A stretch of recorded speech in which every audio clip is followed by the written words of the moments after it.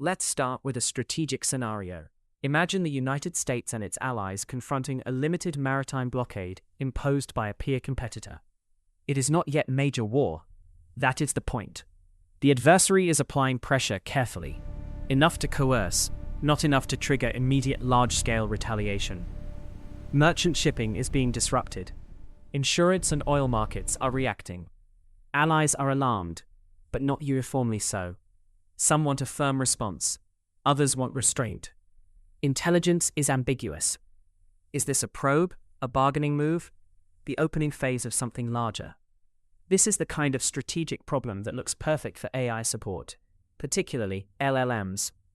There is huge amounts of information coming in: maritime traffic, diplomatic signaling, force posture updates, alliance messaging, domestic political reactions, legal authorities, rules of engagement, adversary propaganda, economic effects. With all this context, there is no way a human can process it all. It's too much signal rushing again! So the question is, can generative AI, large language models, help us think strategically in a situation like this? That question matters because at the strategic level, speed is not enough. The challenge is not just acting faster. The challenge is connecting action to political purpose, while uncertainty, friction, and escalation pressures are all building at the same time. LLMs and modern AI definitely can support strategy.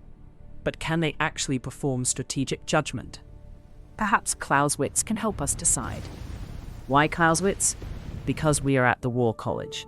But also because he gives us a test, the paradoxical trinity: reason, chance, and passion. Using this as a foundation, we can decide whether modern AIs can hold together policy, uncertainty, and political constraint over time. Clausewitizimus Prime is a hypothetical AI superstrategist, a system capable of sustained, autonomous strategic judgment. Not just answering questions well, not just sounding smart, but actually integrating Clausewitz's paradoxical trinity, connecting military action to political purpose in the messy real world. As we'll see, current frontier LLMs cannot. They have important weaknesses across all three parts of Clausewitz's trinity, and integrating all three is likely out of reach for any model.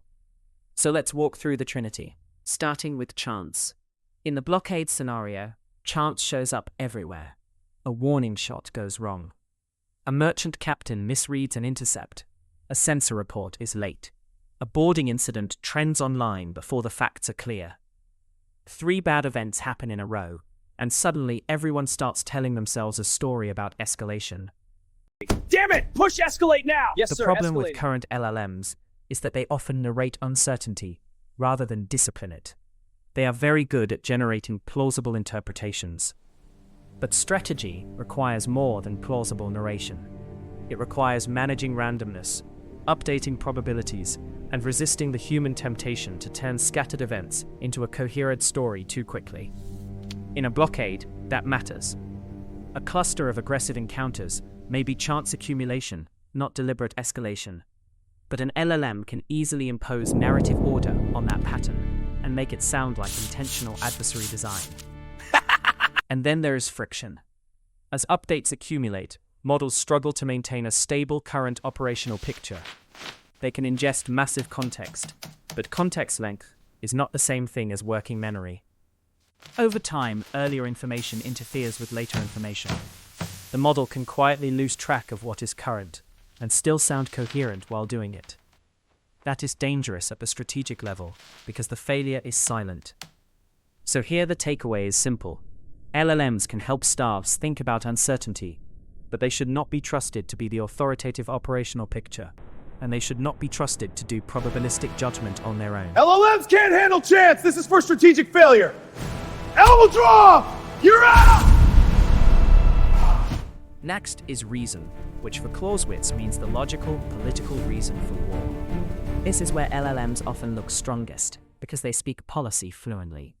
They can justify choices, explain trade-offs, and produce what sounds like a theory of victory. But sounding rational is not the same as sustaining strategic control. In the blockade scenario, imagine a coalition response. Different allies have different legal authorities, domestic politics, risk tolerances, and rules of engagement. That means the strategist has to hold together ends, ways, and means across a moving coalition. Current LLMs often do fine until complexity crosses a threshold. Then performance can collapse abruptly. This is shown through multiple experiments with LLMs playing strategic games. They may silently drop a constraint, confuse one partner's authorities with another's, or generate a recommendation that sounds coherent but is no longer aligned to the political end. The crucial point is this: they often do not know when their reasoning has broken down. So they can produce persuasive recommendations that are disconnected from the strategic purpose they were supposed to serve. Finally, there is passion. Clausewitz did not mean passion as private emotion. He meant the social and political forces that animate conflict. Fear, pride, legitimacy, domestic pressure, alliance politics, public anger. In strategy, these are not side issues. They shape what is sustainable, what is credible, and what becomes escalatory. Current LLMs can describe these forces well. They talk about domestic audiences, signaling, deterrence, and proportionality. But they often do not use this context to constrain recommended actions. That is a big problem. In the blockade scenario, diplomatic backchannels may signal restraint, even while maritime enforcement continues. A human strategist instinctively recognizes that these signals must be interpreted socially and politically. Is the adversary probing, buying time, appeasing a domestic audience, seeking an off-ramp? An LLM may miss that social reasoning is needed at all. Or worse, it may describe the political costs of escalation clearly, and then recommend escalation anyway. So for the passion pole, LLMs fail again, and their recommendations should not be trusted. Enough with the robots. This brings us to the most important point: integration. You could imagine perfecting or improving systems for each of the earlier problems one by one. External tools for chance, better systems for policy coherence, guardrails for passion. All of that may help, but the deeper problem remains. Clausewitz's trinity is not three separate elements you can optimize individually and then combine. It is a three-body problem. Each force, chance, reason, and passion, constantly interacts with the others. A change in one immediately disturbs the balance of the rest in complex, often unpredictable ways. That is the integration problem. And that is why Clausewitizimus Prime doesn't fail only because today's LLMs are immature. It fails because it rests on a mistaken image of strategy, the idea that strategy is the achievement of a single master intelligence. Historically, it never was. Strategy has always been institutional before it was individual. So let me close with the practical answer. Can LLMs help in a strategic blockade scenario? Yes, absolutely. They can synthesize, translate, question, compare, draft, and stress test. They can make staffs faster and sharper. But they must be used as tools, never as strategists. Ow! You are not a strategist. Keep the operational picture outside the model. This is mine now. Stand down. Keep probabilistic judgment outside the model.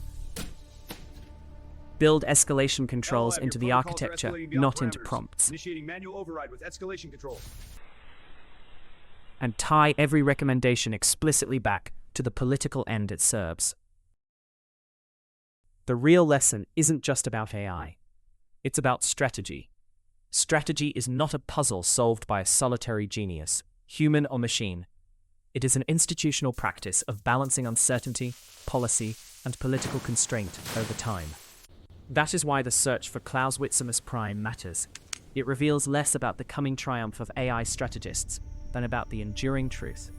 Strategic judgment was never the property of a single mind in the first place.